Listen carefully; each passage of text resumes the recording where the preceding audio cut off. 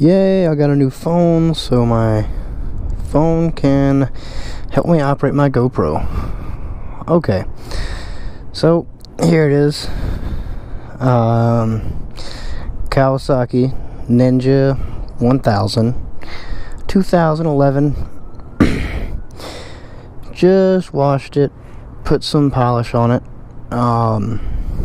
It looks pretty clean bike, very lightly used, under 5,000 miles. The lady that gave it to me, or that sold it to me, she owns a motorcycle coffee shop downtown San Diego, somewhere over there. And anyway, she's a really nice lady. She's got a heart of gold. And anyway, her motorcycle coffee shop is Torque Moto Cafe, San Diego, California. If you want to look her up, if you're in the area, show her some love. I mean, just the coolest, like, chillest place to ever be. But getting to the bike, like I said, 2011 Kawasaki Ninja 1000. Sport touring. Handlebars are kind of high. Got me a ram mount today. Got me a gold visor for my helmet, or not gold but silver.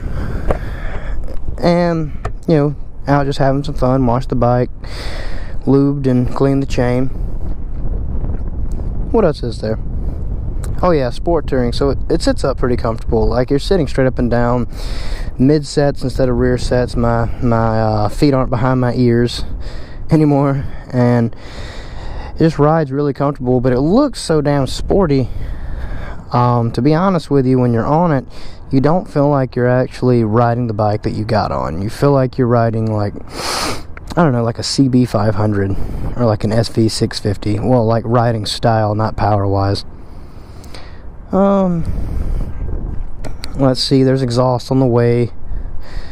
Everything on the bike's pretty much bone stock. Windscreen, levers, mirrors, blinkers, even the stock fender. And probably gonna keep that, not sure yet. Definitely though, exhaust is on its way. Oh, there's some dust. Oh god, I don't even have my rag with me to get it. But yeah, I mean, pretty nice bike. I like it. There's a buttload of usable power. You're still comfortable. It's the big brother to like the Ninja 650. So it's just like the Ninja 650, except a 1000. So if you think a Ninja 650 is going to keep up with a 636, then you're wrong. And people that know anything about motorcycles know that. So if you think this Ninja 1000 is going to keep up with the ZX10, you're definitely wrong, because that thing has like 200 and something horsepower, and it's ridiculous. But all around, like, I can't stop looking at the bike. Bike is gorgeous. I love it. I've been having fun on it all week. Exhaust comes in pretty soon. I'm kind of excited to get, you know, some wrenches turning on that. But anyway, I'm gonna hop on the motorcycle here, put my backpack on, and I'll give y'all a little review of how it is for me so far versus the old bike, pros and cons and everything like that.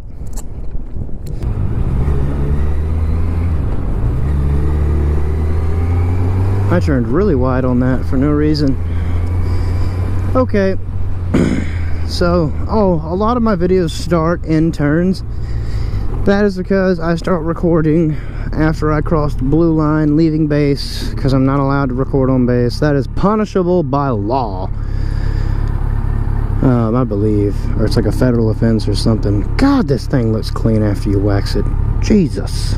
There's some dust and stuff on it, which is really pissing me off. But I gotta get my rag later. But anywho, ooh, it's an F4i, I believe. Anywho, though, I'm gonna talk a little bit. I want to apologize for the horrible video skips that were in my last video I uploaded, because let's be honest, I talk too much and I talk fast. And I really don't leave myself any opportunities to cut a video off here and start it there without having, just cutting myself off. And I guess that's something I got to work out. That's a self-inflicted problem. But also I was a little drunk because I was having a couple beers, wanted to edit some video. Sue me, I'm an American. But anyway, let's get down to it. So Ninja 1000, like I said, it's comfortable. I'm sitting straight up. Some of you guys may have realized what I had in the video of me riding home, because you might recognize the gauge cluster, and I also watched it and saw, you can see the Kawa right here and the Saki right there, and maybe you got an idea of what I have. I didn't really quite know yet, but it's nice. I like it. I like it a lot. I'm really comfortable when I ride it. It's got a bunch of usable power.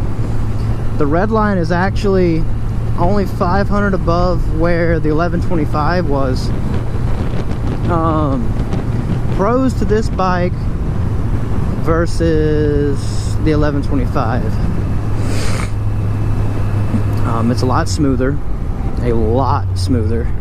idling, and just, in general, it's just kind of smoother. But I think it's inline 4 versus a V-twin, and it's pretty cool. Like I said, the way it rides, but you can't really blame it because the 1125 has never claimed to be a sport touring. Another pro to having one of the big 4 Jap bikes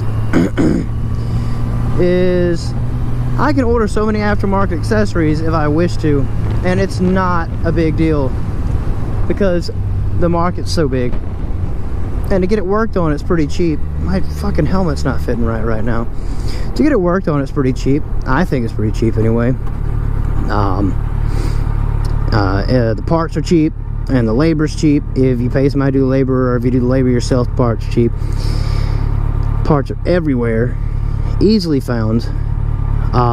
You want to order some new mirrors for it, you want to order a new instrument cluster, you want some different handlebars or bar grips, or just anything, exhaust, different chain and sprockets. It's just, all of it's just, this helmet though.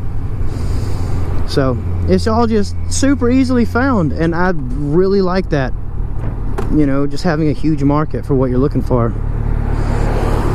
I'm not quite as unique when I pull up to a bike meet now. Not a whole lot of people got sport touring bikes, but I mean, it's not like the, whoa, what's that?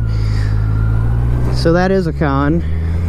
But with that being said, let's get into the cons of this bike.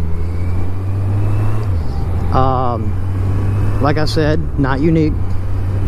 Not a lot of people get excited when they see it. Another thing is straight line performance. I know I've said it before, and I'll say it again. The 1125 will most definitely take this thing in a straight line. I would say it'll take it in the turns too, but that's probably just because I've had the 1125 for so long, and I haven't really had this that long, so I'm not used to the way this one works yet. So I feel like if you gave me, 2.5 years on this bike, I could probably push it the way I push the 1125. But definitely low end torque and just straight line performance, the 1125 wins. But it had 125 more cc's, about 30 more horsepower, and it was 100 pounds less than this bike is, or 80 pounds I think, something like that. And it was a V-twin, so I mean, what do you expect? And this bike does everything I want it to. I didn't settle at all. It's, plenty fast. It's kind of torquey down low, surprising to me for an inline 4. And it just, it blows my mind that I would like it this much. I thought I was really going to settle, but I did my research and thought I would like it, and I do. I love the thing. You watch out, sir. Put a cheapo pair of Connie Motions on it because I want to learn how to ride the bike before I really push it. And when I do that, I will probably break out some real change on, some real tires. After I take this left, you guys are going to see where I wrecked at before, where the lady pulled out and where I swerved right and hit a car and all that shit. Hope it doesn't happen again, because I was making a moto vlog the last time and the camera hit the ground so hard it fucked up all the video till it wasn't usable. But let's see. okay, not where that person turned around, but you turning around taking that left is a dick move. But she pulled out of this driveway right here, and I swerved right, and where that Honda's parked, I hit that fucking car when I swerved right to miss her. What's this guy doing? Yay! Big rims and loud music, yay! Turn green, turn green, turn green, turn green. Here we go. I'll give it a little bit of gas. We'll get a little outrageous here on this 40-mile-an-hour road. Not too much though. First gear to whip the front tire up, believe it or not. This thing's pretty peppy in first.